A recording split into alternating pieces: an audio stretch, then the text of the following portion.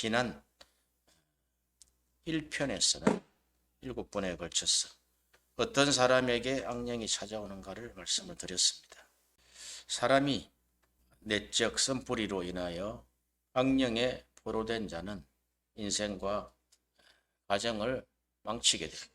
그러므로 사람의 자아인 속사람에게 나타나는 그 영적 현상을 MRI를 보듯 스스로 깨달았어 고침을 받아 하나님의 사람으로 살아가기 하기 위함입니다. 그 자아가 다윗처럼 하나님의 아름다움에 시선을 고정하고 하나님의 음성을 듣고 그 아름다움을 우리 삶으로 보증해내는 것입니다. 이 편에서는 그러면 어떻게 살아야 하나에 대해서 말씀을 나누고자 합니다. 우리가 마가복음 12장 28절 이하에 보면은 예수님에게 서기관이 한 사람이 찾아왔습니다. 계명 중에 첫째가 무엇입니까? 이렇게 물었습니다. 그것은 사람이 어떤 본분으로 살아야 하느냐에 대해서 질문을 했을 겁니다. 예수님이 말씀을 합니다.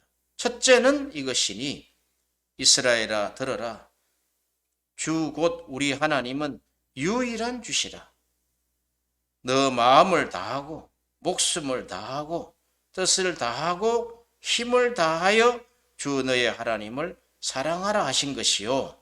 둘째는 이것이니 내 이웃을 내 자신과 같이 사랑하라 하신 것이라. 이보다 더 큰 계명이 없느니라. 그렇게 말씀했습니다. 서기관이 다시 질문을 합니다. 맞습니다. 그것은 오직 하나님이 하신 말씀입니다. 진리입니다. 그러므로 마음을 다하고 지혜를 다하고 힘을 다하여 하나님을 사랑하는 것과 또 이웃을 자기 자신과 같이 사랑하는 것이 전체로 드리는 모든 번제물과 기타 제물보다 더 나은 것입니다. 라고 이야기를 했습니다. 예수님이 이 말씀을 들으시고 너가 하나님의 나라에서 멀지 않도다 그렇게 말씀했습니다. 하나님 나라에 가까이 왔다는 것입니다. 예수님의 말씀의 뉘앙스를 보면 아직 그렇게 너가 말을 해도 아직 하나님의 나라에 속한 자가 아니다는 것입니다. 오늘 우리 본문에 이런 말씀을 합니다. 너희는 세상의 소금이니 소금이 만일 그 맛을 잃으면 무엇으로 짜게 하리요? 후에는 아무 쓸데없어 다만 밖에 버려져 사람에게 밟힐 뿐이니라. 예수님이 말씀하신 이 기독교는 세상의 소금이 돼야 돼. 아니면은 소금이 아니면은 버리움을 당하고 사람들이 밟아버린다는 것입니다. 너무나 무서운 거 아닙니까? 그리고 너희는 세상의 빛이니 산 위에 있는 동네가 숨겨지지 못할 것이다. 사람이 등불을 켜서 말 아래 두지 아니하고 등경 위에 두나니 이러므로 집안 모든 사람들에게 비치느니라. 레이건 대통령의 요절이죠. 이처럼 너희는 예수를 믿는 너희는 하나님 나라에 속한 너희는 세상의 소금이요 세상의 빛이다 그렇게 했습니다. 이같이 너희 빛을 사람에게 비치게 하여 그들로 너희 착한 행실을 보고 하늘에 계신 너희 아버지께 영광을 돌리게 하라. 보이지 않는 하나님을 너를 통해서 비추라는 것입니다. 무엇으로? 너희 착한 행실로. 어쩌면 기독교의 기독교가 주일날 강단에서 설교하는 그 설교의 70%에서 80%는 기독교적 윤리를 선포를 하고 있습니다. 기독교인은 이렇게 세상의 소금과 빛됨을 통하여 하나님을 비추는 삶을 살아라는 것입니다. 이것이 일반적인 윤리라면은 그것은 자기 자력으로 해야 되지만 이 안에는 무궁한 비밀이 들어있다는 거예요. 어떻게 우리가 소금된 역할을 하고 우리가 빛된 역할을 할 수 있을까요? 그의 근본은 예수님이 우리 안에서 그렇게 하셔야 된다는 거예요. 기독교의 사상의 기초는 예수님이라는 거예요. 구체적으로 하나님의 보내심을 받은 자 예수 그리스도의 사상, 예수 그리스도의 그 사상 안에 있는 그 윤리로 살아간다는 것입니다. 세상과는 완전히 다른 것이죠. 즉 우리가 어떻게 살아야 할 것인지 사람의 살 도리를 천명해 주신 것이죠. 세상의 소금과 빛으로 살아라 하는 것입니다. 이것 그런 명령입니다. 하나님을 사랑하고 이웃을 사랑하는 삶을 살아라는 것입니다. 그런데 우리가 아까 말씀드린 그 서기관처럼 서기관은 말을 잘했잖아요. 이렇게 마음을 다하고 힘을 다하고 또 지혜를 다해서 하나님을 사랑하는 것과 이웃을 자기 자신과 같이 사랑하는 것이 전체로 드리는 모든 번제물과 이 전체는 아마 구약시대 전체를 이야기할 겁니다. 전체로 드리는 모든 번제물과 기타 그 번제물 외에 드려진 모든 제물보다 더 나은 것이 바로 하나님을 사랑하고 이웃을 사랑하는 삶이라는 것입니다. 알고는 있었지만 이게 실천하기가 쉽지 않다는 거예요. 그러나 우리가 로마서 5장 5절에 보면은 하나님은 하나님의 형상대로 창조하셔서 성령으로 하나님의 사랑이 우리 마음에 부어진 바 됐다 이렇게 했습니다. 그러므로 우리가 인내와 연단 속에서도 소망을 부끄럽게 하지 아니하시는 것은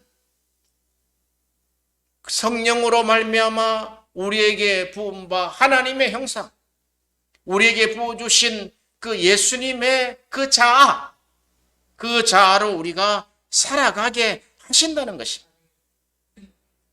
자력으로 그런 윤리와 도덕을 지키는 것이 얼마나 힘들겠습니까? 그것은 유교적 도덕관과 윤리관일 것입니다. 이렇게 기독교 사상과 윤리에 대해서 더 알고 체험하여서 세상에 영향력을 끼쳐 가정과 사회가 낙원이 되시기를 희망합니다. 한국의 초기 선교사들을 이렇게 이야기했습니다. 그들은 파란 눈을 가진 성자, 곧 벽 안의 성자들이다라고 칭했습니다. 그들은 복음을 가지고 돌아왔습니다.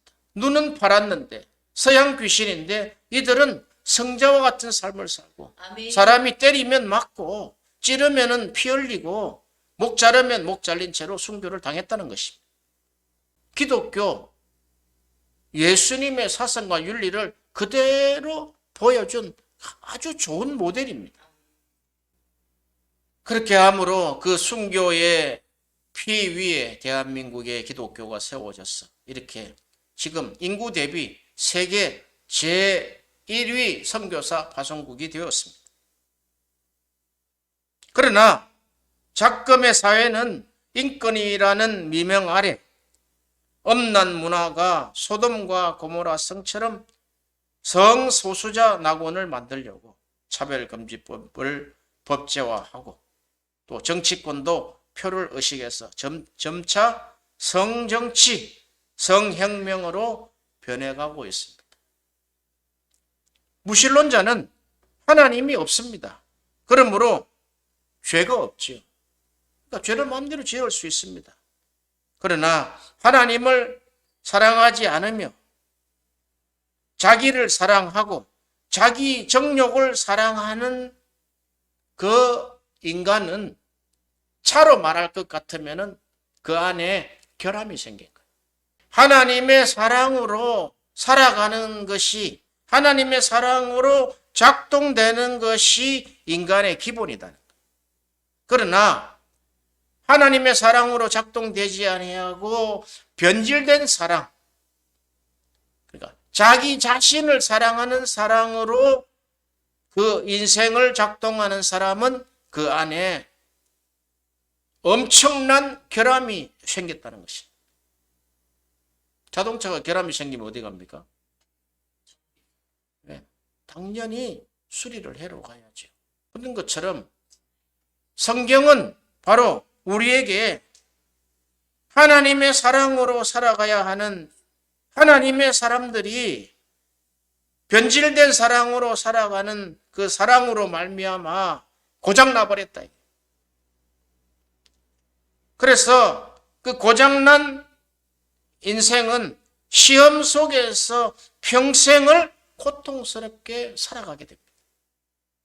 그 깨달음도 하나님 앞에 다시 돌아와서 하나님의 사랑을 깨닫고, 하나님이 이러신 분이었구나. 나를 이토록 사랑하시어 이런 시험과 고난의 때를 허락하셨구나. 어떤 신학자가 성경을 전체를 딱 보고 인생을 이렇게 평가를 했습니다. 인생은 계속해서 시험의 연속이구나. 청교도 신학자입니다. 인생은 계속적으로 태어나서부터 이 땅을 떠날 때까지 계속해서 시험 속에 있구나. 그 말이 너무나 이해가 됩니다. 한시라도 예수님께 의지하지 않으면 그 시험 속에서 넘어져 버리게 되는 것입니다. 그 시험을 이길 수 있는 방법은 오직 예수님이 시험 당하셨을 때 하신 것처럼 말씀을 들어야 됩니다. 그 말씀을 내 삶에 적용하고 말씀을 선포하는 것입니다. 왜? 이 시험은 하나님이 부리는 악신이기 때문에 그렇습니다. 그런 시험이 인생을 딱 장악을 해가지고 포로가 돼가지고 그 인생을 계속해서 살아나가고 있는 사람들이 불신자의 대다수다 말이죠. 어떻게 고칠 수가 있겠습니까? 고칠 수 있는 방법이 예수님은 한 가지 길을 제시했다는 거예요. 너희가 하나님을 사랑하고 네 이웃을 내 몸같이 사랑하라. 그리고 너희는 세상의 소금이요. 소금은 짜게 하는 그 맛을 가지고 있다는 거예요. 변질된 세상을 다시 회복시켜 줄 수 있는 능력을 가지고 있다는 것입니다. 우리가 소금으로서 그 변질된 곳에 풍덩 들어가면은 그곳에 있는 모든 부패된 것이 바로 잡힐 수 있는, 치료될 수 있는 하나의 치료제 역할을 할 수 있다는 것입니다. 너희는 세상의 빛이기 때문에 너희가 그 어두운 세상 속에 풍덩 던져질지라도 그 속에 어둠을 밝혀내는 진리의 사람이 될 것이다. 그것이 기독교의 사상이요 기독교의 윤리라는 것입니다. 무엇을 보고 하나님 앞에 나올 수 있겠습니까? 그것이 너희 빛이 사람 앞에 비치게 하여 그들로 너희 착한 행실을 보고 하늘에 계신 너희 아버지께 영광을 돌리게 하라. 할렐루야. 그러므로 기독교의 사상과 윤리는 기독교의 힘이며 또 하나님이 어떤 분인지를 분명하게 보여주는 것이라는 것입니다. 아멘. 그것이 이기적이 아닐 때, 기독교적 사상과 윤리가 이기적이 아닐 때, 이기적인 하나님의 변질된 사랑이요 결함이라 그랬죠. 하나님의 사랑으로의 사상, 하나님의 사랑으로의 윤리, 도덕은 하나님이 어떤 분임을 보여준다는 것입니다. 이 사상은 예수님으로부터 시작이 되었습니다. 이 땅에 예수님이 오시기 전에는 그 어느 누구도 말하거나 또한 성취한 적이 없는 위대한 하나님의 사랑으로부터 온 것이라는 것입니다. 이것이 하늘로부터 온 지혜요. 또한 이 지혜는 로마서 7장 23절에 내 안에 한 법을 주신 법으로 내 지체 속에 있는 죄의 법과 피 흘리기까지 싸워서 승리할 수 있는 위대한 하나님의 사랑이라는 것입니다. 할렐루야. 오직 예수님. 할렐루야. 사도 요한은 이렇게 말을 합니다. 사랑하는 자들아 우리가 서로 사랑하자. 사랑은 하나님께 속한 것이니 사랑하는 자마다 하나님으로부터 나서 하나님을 알고 사랑하지 아니하는 자는 하나님을 알지 못한다. 왜? 하나님은 사랑이시기 때문에 그렇다. 기독교인은 소원이 사랑하며 사는 것이 소원이라 해야 됩니다. 그런데 너무 늦게 깨달았어요. 성 아우구스티누스가 그렇게 고백합니다. 하나님이시여 제가 너무 늦게 하나님을 사랑했나이다. 내가 하나님을 너무 늦게 사랑했습니다. 이 사랑은 이렇게 고백하기까지는 그 사랑을 알고 이해했다는 거예요. 그 전에 우리가 사람도 남녀가 사랑을 할 때 먼저 첫눈에 반한다 그러잖아요. 이 하나님을 보고 첫눈에 하나님이 나를 사랑하셨구나. 이렇게 첫눈에 알고 계속해서 이해되어져 갈 때 하나님이 이러신 분이었구나. 나를 그 시험 속에서 거의 청년 시절 때까지 그가 만이교에 빠져가지고 만이교의 그 신학자가 되었습니다. 그런데 하나님을 첫눈에 반하고 하나님을 성경을 통해서 계속해서 하나님을 알아가는데 하나님은 나를 사랑하셔서 독생자 예수님을 이 땅에 보내셔서 십자가에 죽게 하셨구나. 다른 어떤 종교를 섭렵을 하고 그가 철학에 대갑니다. 소크라테스, 플라톤, 아리스토텔레스를 완전히 섭렵했지만 그 안에 모든 이론이 다 있다는 거예요. 만이교의 모든 영적인 이론이 다 있다는 거예요. 만이교는 철학, 기독교, 그동안에 있었던 좋은 종교를 다 짬뽕을 한 그 이란의 종교입니다. 이란의 종교.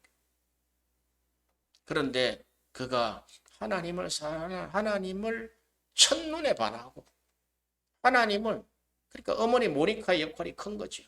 그래서 가톨릭은 모니카를 성자라는 이름을 붙여서 주셨습니다. 그 하나님의 사랑을 딱 깨닫고 알고 나니까 철학과 모든 종교의 이 하나님의 사랑을 몸소 실천하는 자기 몸을 십자가에서 죽음으로 말미암아까지 사랑하신 그 사랑이 철학과 종교에는 빠져 있다. 허구다는 거예요. 허구. 그렇듯이 우리 기독교인의 사상이 우리가 입으로는 하나님을 잘 믿는 것처럼 하고 선교를 하고 선교 대국이다 그러고 나는 인생 전체를 선교에 바친다라고 하지만 그 속에 죽기까지 하나님을 사랑하고 힘을 다하여 목숨을 다하고 정성을 다하고 하나님을 사랑하고 내 이웃을 사랑해도 너가 실제로 그 몸을 던지지 아니하면 그 사랑의 행위자가 되지 아니하면은 그것이 허구다는 거예요. 역설적으로 이야기하면 그렇습니다. 우리가 예수를 아무리 잘 믿는다고 예배 때 아주 경건한 모습을 가지고 온 교회가 하나님을 사랑하는 것처럼 이렇게 예배를 드려도 그 사랑의 행위가 없으면 죽기까지 사랑하신 그 사랑의 행위가 없으면은 그의 신앙은 허구다. 우리가 그렇게 살았지 않습니까? 이 어거스틴이 하나님이시여 제가 너무 늦게 하나님을 사랑했사옵나이다. 그러나 그 삶의 그 시험의 여정 속에서도 하나님의 사랑을 발견했사옵나이다. 할렐루야. 그러므로 그가 그런 고백을 합니다. 하나님, 내가 이제 하나님을 알고부터 난 누구인가? 어떻게 살아야 하는가? 세계는 무엇인가? 신은 존재하는가의 모든 문제가 다 풀려버렸습니다. 이제는 내가 전적으로 하나님을 사랑하는 삶을 살아가겠습니다. 할렐루야.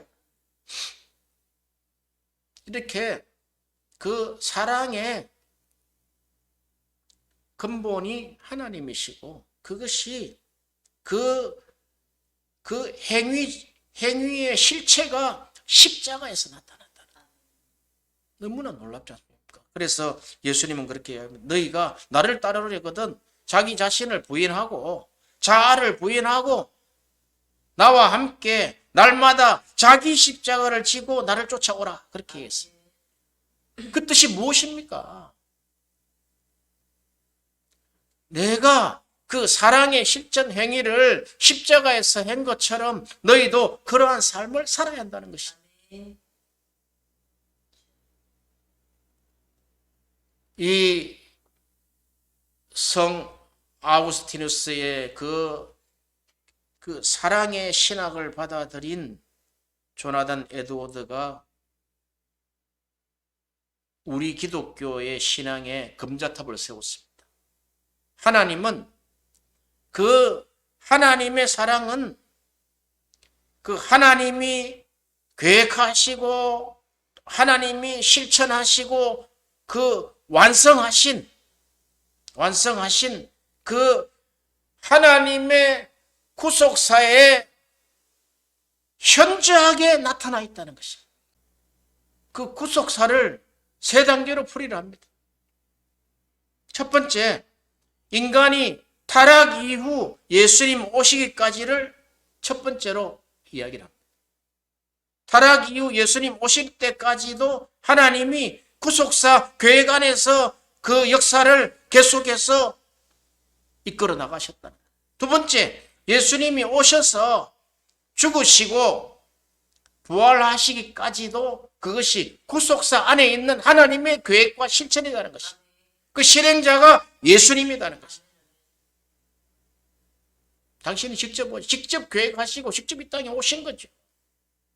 그리고 세 번째는 그 부활 이후 또 성령의 역사가 시작된 그 이후 마지막 영원한 나라에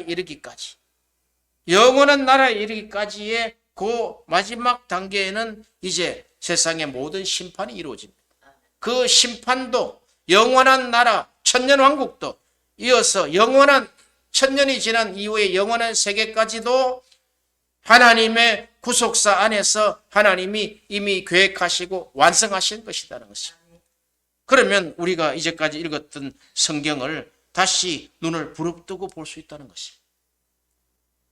예수님이 이 땅에 오셔서 그 신약에 예수님이 이루신 그 모든 내용들이 바로 하나님 자신이 하나님의 계획하시고 그 완성하신 구속사를 한 걸음 한 걸음 이루어 나간다는 것입니다. 하셨던 그 모든 말씀, 산상수훈에 설파된 말씀, 또 바닷가에서 설파된 그 모든 말씀들이 그것이 하나님의 구속사 안에서 펼쳐지는 드라마와 같은 것이라는 것입니다. 너무 놀랍지 않습니까? 우리는 단순하게 구속사를 하나님이 계획하시고 또 그 계획하신 것이 그 구속사인 그 정점인 그 십자가 사건에 우리는 몰입이 되어 있다. 그 십자가의 사건. 그런데 이것을 우리에게 보는 시야를 성경 전체로 넓혔다는 거예요. 창세기 3장에서부터 요한계시록 20여까지 다 펼쳐버렸다. 너무너무 놀라운 거죠. 이렇게 하나님의 사랑이 이렇게 인간이 타락한 이유, 이미 계획은 하나님이 천지 만물을 창조하실 때 계획을 하신 것이죠.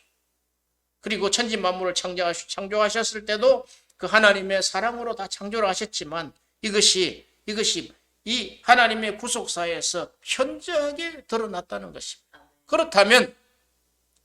그렇다면 우리의 삶은 곧 그 예수님이 이루신 사랑으로 이루신 그 구속사의 완성된 것을 통하여 우리가 삶을 살아가는 것이죠. 어렵지요. 그래서 우리가 성경을 끝없이 우리가 읽어내야 되는 것입니다. 성경 해석은 그렇게 해놨어요. 해놨는데 그것이 나와 상관이 없다면 뭐 성경이 무슨 상관이 있겠습니까? 예수님이 그러셨잖아요. 예수님이 오실 때 마태복음 4장 15절에 흑암에 앉은 백성이 큰 빛을 보았고 사망의 땅과 그늘에 앉은 자들에게 빛이 비추었도다. 이렇게 흑암과 사망에서 건져낼 자는 오직 예수님 뿐이라는 것입니다. 그래서 요한복음 3장 16절에 하나님이 이처럼 세상을 사랑하사 독생자를 주셨으니 이는 저를 믿는 자마다 멸망치 않고 영생을 얻게 하려 하시며 모든 구속사가 그 안에 완성이 딱 되어버렸다. 너무너무 놀라워. 너무 소름 끼치는 말씀이다.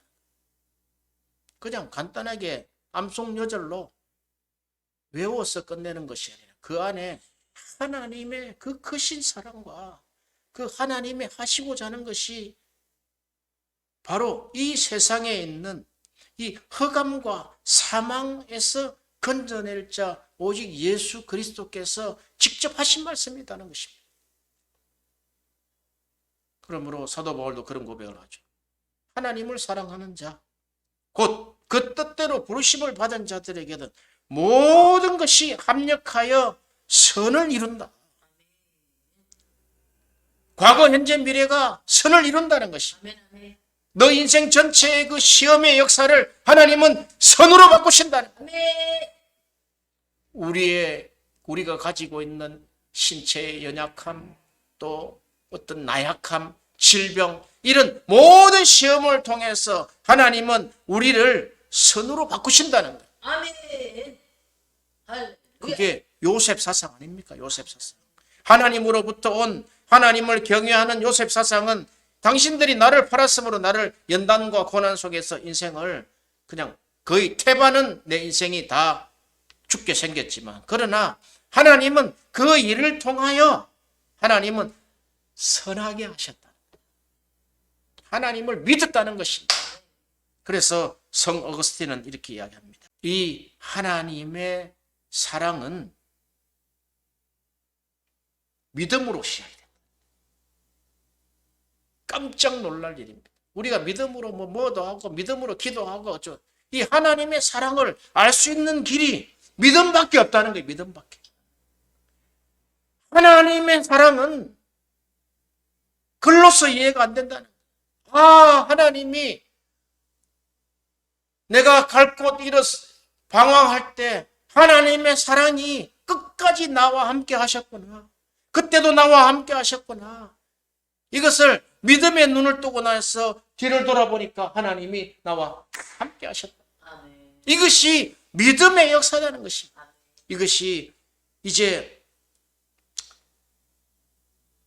종교개혁 시대 때 가서 오직 믿음, 마틴 루터를 통해서 칼빈을 통해서 이제 오직 믿음, 오직 성경, 오직 은혜, 아멘. 오직 사랑, 할렐루야. 이것이 지금 마틴 루터 이후에 지금까지 어쩌면은 어거스틴에부터 지금까지 보면은 약 1600년 이후에 지금까지도 그 사상의 실체가 우리가 지금 실행하고 배우고 이해하고 하는 것이 이미 천재적으로 그렇게 하나님 앞으로 받아낸 것입니다. 아멘.